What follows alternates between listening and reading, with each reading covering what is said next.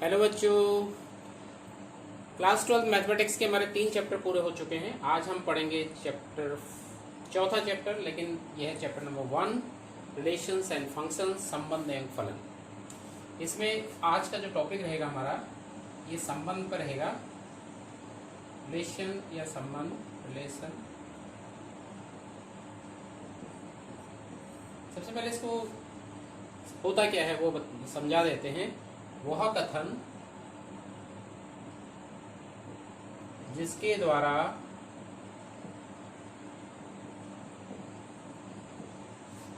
द्वारा दो वस्तुएं अथवा दो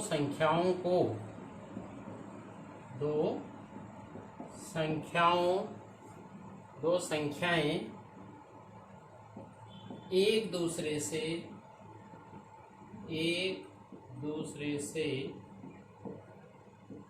संबंधित होती हैं,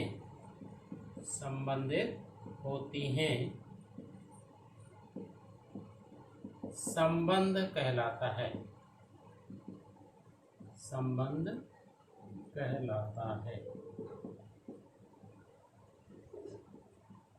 इसमें दो कथन दो वस्तुएं हो सकती हैं या दो संख्याएं हो सकती हैं, लेकिन वो उनके आपस में एक संबंध होना चाहिए। संबंधित अगर वह हैं, जैसे कि एग्जाम्पल से हम इसको समझ सकते हैं। 5 और 3 दो नंबर्स हैं आपके, एंड 5 इज ग्रेटर देन 3, तो यह एक संबंध। ठीक है। द स्टेटमेंट, इंग्लिश में भी बता देते हैं, the statement by which two objects or two numbers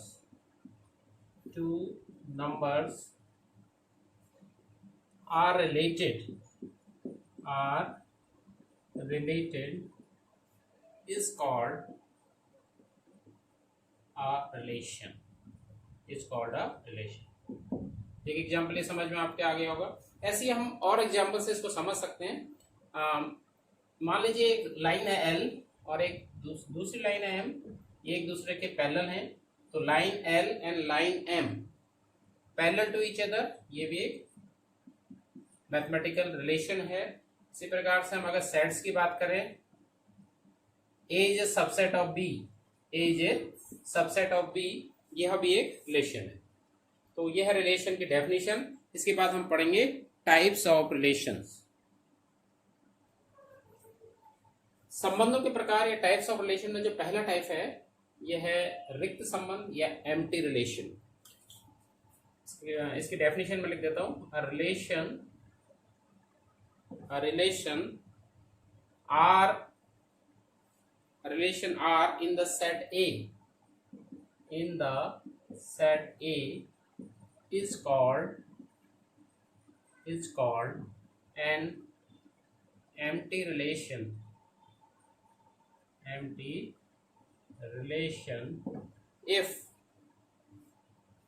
is called an empty relation if no element of set A is related to any element of set A.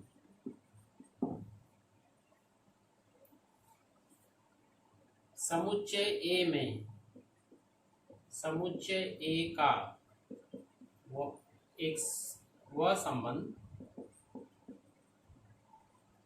R जिसमें समुच्चय A के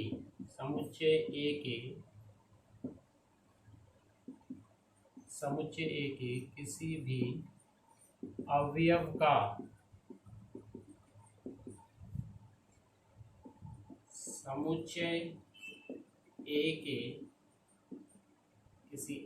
से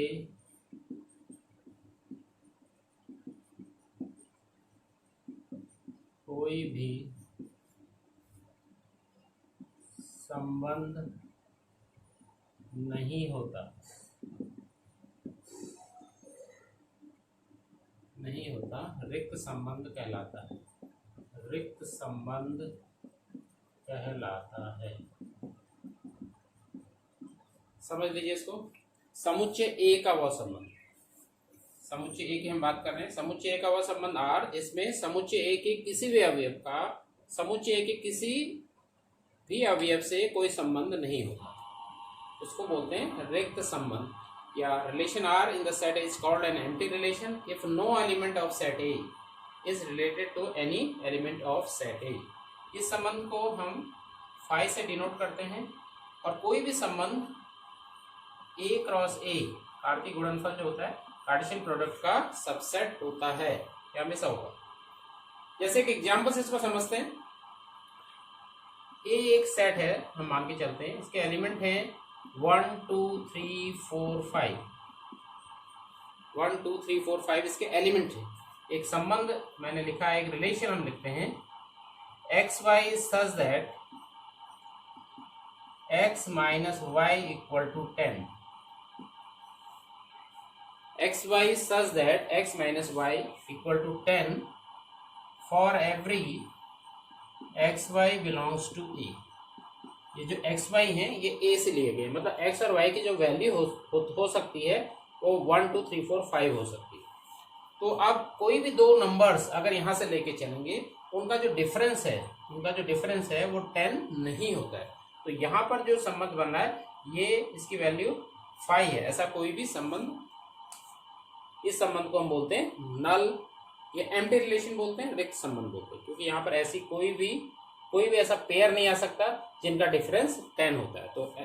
तो ये 5 हो गया, या रिक्त संबंध हो गया, या एम्प्टी रिलेशन हो गया। दूसरे टाइप का जो संबंध या रिलेशन है इसको बोलते हैं सार्वत्रिक संबंध या universal relation. A relation R in the set A is called a universal relation if each element of set A, ध्यान दीजिएगा, each element of set A is related to every element of set A। set A का each element set A के सभी element से जब उनका relation होता है तब वो ऐसा संबंध यूनिवर्सल रिलेशन कहलाता है। समुच्चय ए पर परिभाषित संबंध आर एक सार्वत्रिक संबंध कहलाता है यदि ए का प्रत्येक अवयव ए के सभी अवयवों से संबंधित। इसको एक एग्जांपल से समझते हैं। मान के चलते हैं एक सेट है ए और इसके एलिमेंट है 1 2 3 4 5। अब एक रिलेशन में लिखने जा रहा हूं X Y is such that X Y इस प्रकार का है, X Y is greater than 0, X Y is greater than 0 और every X Y belongs to A, प्रत्येक एक्स वाई ए से लिए गए। तो ये जो संबंध है इसको अगर हम देखते हैं, मतलब आपको क्या करना है, दो एलिमेंट लेने और उनका मल्टीप्लिकेशन, ऐसे एलिमेंट लेने जिनका मल्टीप्लिकेशन 0 से बड़ा हो।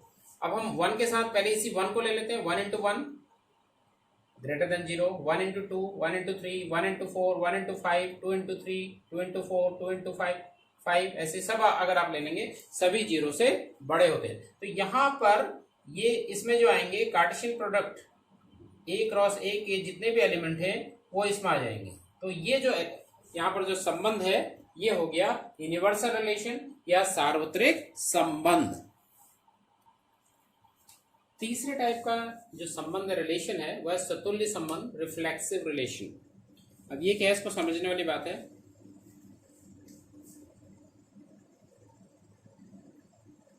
फॉर एवरी, प्रत्येक का निशान होता है, फॉर एवरी का रिलेशन होता है, फॉर एवरी का सिंबल है, for every A belongs to A.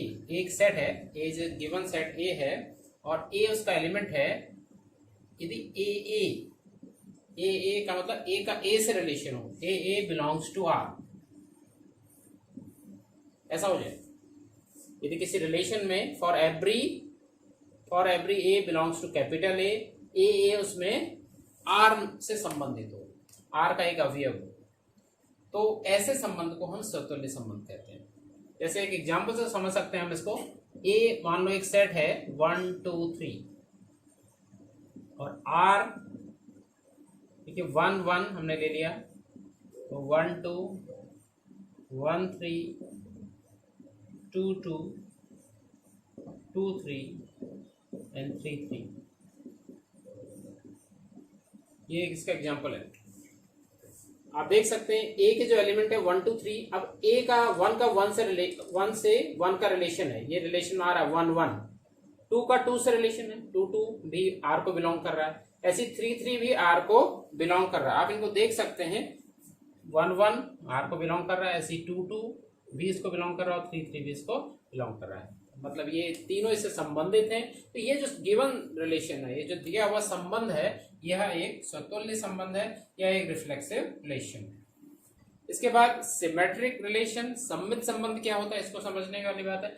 For every A B, यहाँ पर हमने कार्टेशियन प्रोडक्ट लिया है, यदि A B belongs to R, Cartesian product क्योंकि रिलेशन में वही आने, this implies B A is also belongs to R. यदि ए बी आर से संबंधित है, ए बी इस संबंध से संबंधित है, तो बी ए, इसको आपने क्या किया, सिमेट्रिक में क्या करना है, इनका ऑर्डर चेंज कर देना है। तो बी ए भी इससे संबंधित है। तो इस प्रकार का यदि है फॉर एवरी ए बी,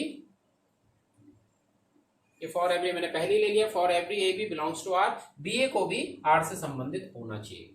जैसे यहां पर भी एक एग्जाम्पल से इसको आप समझ सकते हैं। ए 1 2 3 मैंने लिया है और आर में मैंने ले लिया 1 1 1 2 1 3 2 1 3 1, ये ले। तो यहां पर आप समझ सकते हैं यह एक सममित संबंध है। 1 1 1 1 तो दोनों नंबर से एक से, अगर इनका ऑर्डर चेंज करेंगे तब भी ये 1 1 ही रहेगा, वो आर से संबंधित है। 1 2 का अगर आप ऑर्डर चेंज करते हैं तो 2 1 आता है, तो 1 2 आर से संबंधित है, तो 2 1 इज भी आर से संबंधित है। 1 2 belongs to R, 2 1 is also belongs to R. तो इसलिए, और यहां पर देख सकते हैं 1 3 belongs to R and 3 1 is also belongs to R. तो जितने भी इसमें ऑर्डर पेयर हैं इस रिलेशन में, वो उनका अगर ऑर्डर चेंज कर दें तब भी वो इसी से संबंधित हैं। तो ये जो रिलेशन है वो सिमेट्रिक रिलेशन है या सममित संबंध।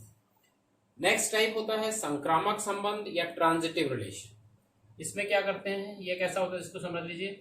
For every A B belongs to R, B C belongs to R, this implies A C is also belongs to R. यदि ए बी आर से संबंधित है, बी सी आर से संबंधित है, तो ए सी भी आर से संबंधित होना चाहिए। आप देख रहे हैं बी भी कॉमन। तो यदि ऐसा है, फॉर एवरी, प्रत्येक ऐसा है, यहां पर भी इसको समझ लेते हैं एग्जाम्पल से। 1 2 3 ही ले लेते हैं, एक रिलेशन ले रहा हूं मैं। 1 1 1 2 2 3 1 3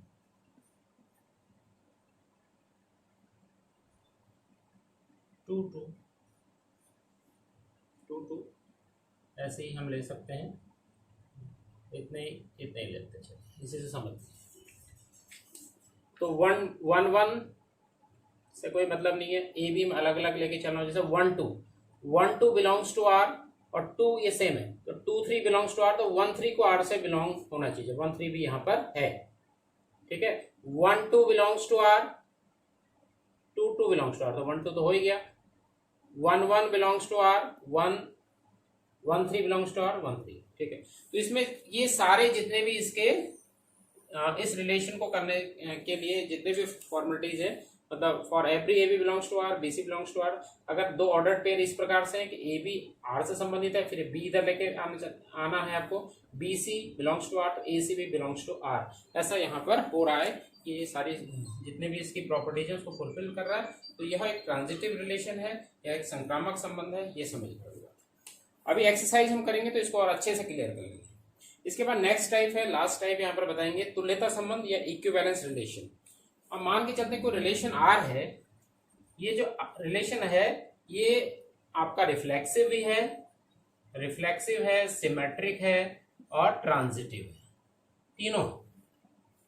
यदि कोई संबंध सतुल्य है, सममित है, संक्रामक, ये तीनों है, तो उस संबंध को हम तुल्यता संबंध बोलते हैं या इक्विवेलेंस रिलेशन कहते हैं। तो इक्विवेलेंट रिलेशन के लिए उस रिलेशन को रिफ्लेक्सिव भी होना है, सिमेट्रिक भी होना है, ट्रांजिटिव भी होना है। तुल्यता संबंध तभी होगा जब वो सतुल्य होगा, सम्मित होगा और संक्रामक होगा। तो आज के लिए इतना ही, कल एक्सरसाइज क्वेश्चंस करेंगे। Thank you very much.